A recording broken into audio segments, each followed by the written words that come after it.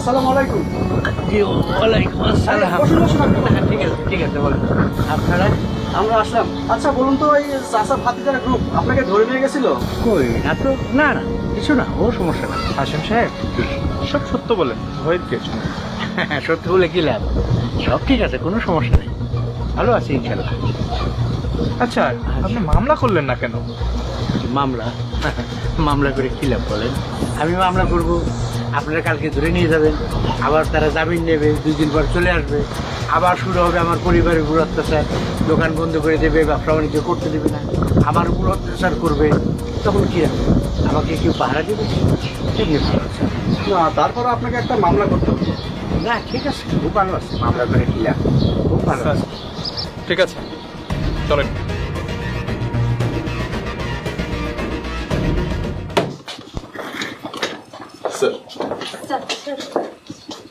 মঞ্জুর, আজকে পত্রিকাটা পড়েছেন? জি স্যার, করেছি। চাচা ভাতিজার উত্থান, চাচা ভাতিজা এই করছে সেই করছে, এই গ্রুপ করছে, এটার ব্যাপারে কি অ্যাকশন নিয়েছেন?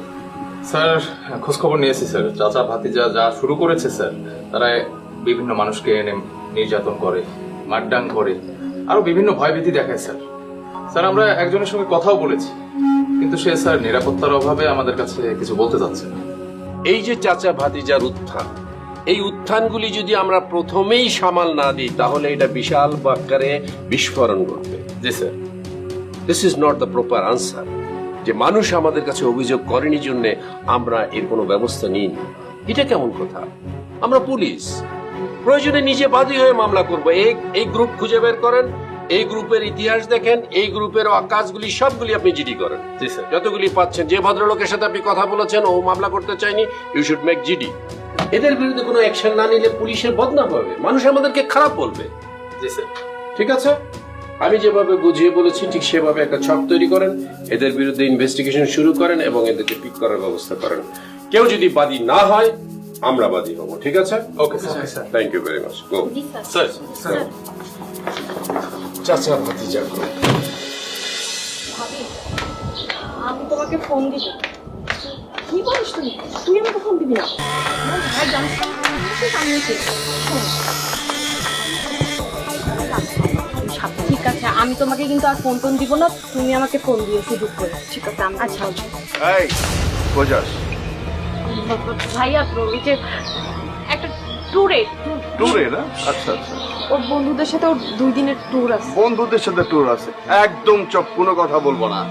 তুই টাকা দিবি না? টাকা তো দরকার আছে। ভাইয়া, টাকা আমাকে ভাবি দিছে, আমার আর টাকা পয়সা লাগবে না। টাকা বুঝে দিচ্ছে? আচ্ছা, এক কাম কর, ওই দেখি ব্যাগের মধ্যে কি ভাইয়া, কাপড় চোপড়, জামা কাপড়। আচ্ছা আচ্ছা, জামা কাপড়। আচ্ছা দেখি ব্যাগটা। না ভাইয়া, এই ব্যাগ দে। জামা কাপড় তো ভাই। একদম চুপ, একটা কথা বলবো না আমার সাথে। চুপ, দেখি ছাড়। ও জামা কাপড়, এটার মধ্যে বাক্স, গয়নাগাটি, টাকা পয়সা, এগুলো ভাগার প্ল্যান করতেছো? তার মানে ডুবে জল খাওয়া হইতেছে, তাই না? ওকে সমস্যা নাই কা সাফি না, ওই যেটা প্রেম করছ অলগিতে ভাববি যে ভাইকে যাই বিয়ে করবি না, কোনো সমস্যা নাই কা। একটা কাম করো, ওরে হাত পা কাইটা ওরা আমি একটা কিনা দিব না, ওই রিক্সার মধ্যে বইসা ও ভিক্ষা বাঁধবো, আর তুই ওই গাড়ি ঠেলবি আর ভিক্ষা করবি। এইগুলো তো শাস্তি। ভাইয়া, কোনো কথা নাই কা। ভাইয়া, ভাইয়া, আমি ওর কাছে যাব না ভাইয়া, তুমি আমাকে যা যা বলবো আমি তাই শুনবো, তুমি ওর কোনো ক্ষতি করো না ভাইয়া। সত্যি কইতেছো? সত্যি বলতে। আল্লাহ, ওরে ভুলে যাবি? ওরে ভুলে যাব। ওরে বিয়ার নাম লবি না তো? আচ্ছা খারা যা। এখন যদি সত্যি করে থাকোস, কোনো সমস্যা নাই, আমার কোনো ক্ষতি করো না। তুই সোজা উপরে যাবি, যা উপরে যা, যা উপরে যা। সখী শুনে যাও, এদিকে আও, এদিকে আও, কিছু বাতচিত আছে তোমার লগে, এদিকে আও। যদি আচ্ছা আমার সংসার করবি আর আমার সংসার থেকে ভেজাল করবি, এই চিন্তা মাথা আনছো? হ্যাঁ, কেমন ভাই তুমি? বোনের কষ্ট বোঝো না? তোর বোনের কষ্ট খেতে কি হয়? কিসের বোনের কষ্ট? কত সুন্দর দেখে একটা ডাক্তার আমি পছন্দ করে রাখছি, আমার বইটারে বিয়া দেবো, আর তুই ওরে বিয়া করবার লিগে ওরে সাহায্য করে ওরে পাঠাই দিতেছ? তোর এত বড় ক্ষমতা? ডাক্তার ছেলে দিয়ে কি হবে? কথা শোন আমার, ভালো করে শোন, মনোযোগ সহকারে শোন। আমি যেমন কলিজার মধ্যে রাখতেও পারি, আর তোর কলিজার থেকে কলিজা আলাদা করেও দিতে পারি, এই ক্ষমতা দিয়ে আমার আছে। যদি আমার সংসার করবার চাস তাহলে আমার কথা মোতাবেক চলবি, বুঝতে পারছো? যা উপরে যা, যা তাড়াতাড়ি যা।